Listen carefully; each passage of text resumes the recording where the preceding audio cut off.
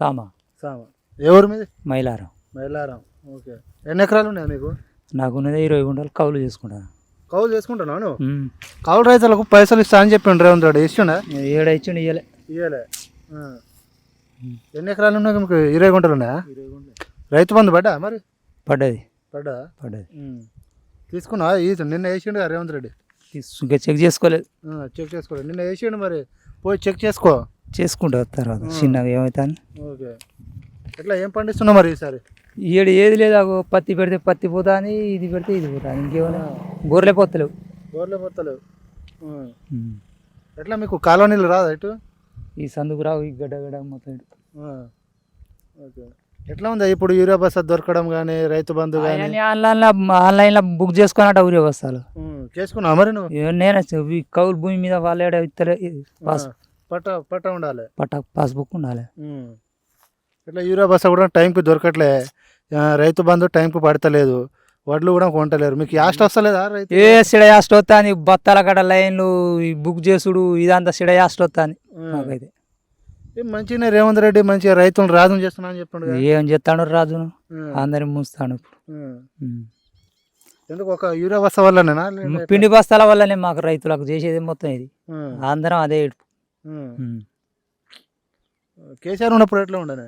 అది అట్లా పోయి ఇట్లా తెచ్చుకునేది ఖాతాలు ఉండే అప్పుడు. ఖాతాలు ఇస్తురా మరి? ఖాతాలు మాగా ఇస్తారు కానీ ఊరియా బత్తాలు దొరుకుతలేవు కదా. ఊరియా బత్తాలు దొరుకుతలేవు. 20-20కి కూర మండలికి వాడికి గుద్దవాళ్ళగా రేటు పెంచాడు. కేసీఆర్ ఉన్నప్పుడు మంచిగా ఉందా లేకుంటే వ్యవసాయం లేకుంటే ఇప్పుడు మంచిగా ఉందా?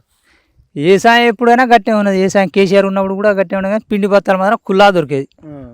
అప్పుడు మంచిగా రైతు బంద్ చేసేది. అప్పుడు కూడా రైతు బంద్ చేసేది. మీ ఎమ్మెల్యే ఎవరు ఇక్కడ? అదే ఝాన్సీ రెడ్డి. ఝాన్సీ రెడ్డి.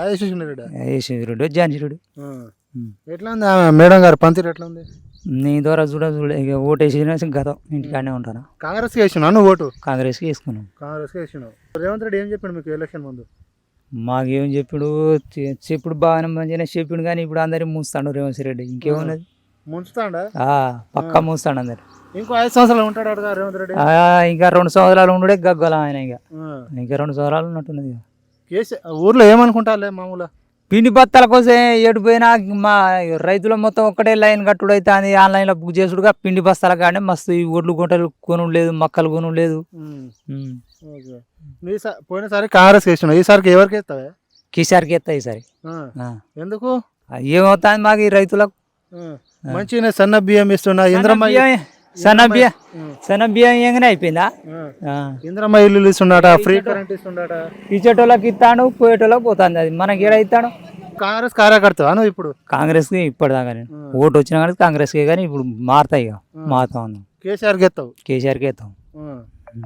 కేసీఆర్ మంచి పనులు చేసిండు మీకోసం? చేసిండు. అప్పుడు ఇంకా ఊరియా బత్తాల పిండి బస్తాల కోసమే మంచిగా చేసిండు. ఇప్పుడు అయితే చూడరాదు ఆన్లైన్లో బుక్ చేసుడు ఇదంతా మాకు ఏదో కోస ఇది. పోయినా సరే అయితే వేసంగా దొరకని కూడా దొరకలే మాకు. ఓట్లు పోయేటప్పుడు ఎట్లా పోయినాయి?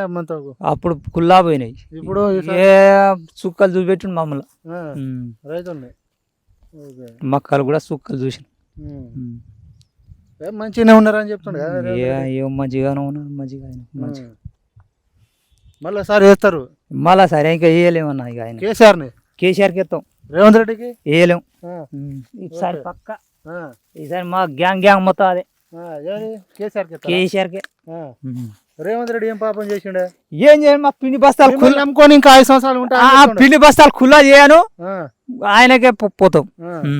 పిండి బస్తాలు కాసిన కానీ మాకు మిమ్మల్ని నమ్ముకొని ఇంకో 5 సంవత్సరాలు ఉంటాయి. ఏముంటాడు ఉండడు. ఆడు తింటారు, ఇటు వేస్తారు. కానీ సరే పక్కా చూడు. కేసీఆర్కి ఎత్తారా? కేసీఆర్కి వేస్తారు. అయ్యో, రేవంత్ రెడ్డి పరిస్థితి మరి? రేవంత్ రెడ్డి పరిస్థితి ఇంకేమున్నది? ఆయన పోవాల్సిందే. ఓకే.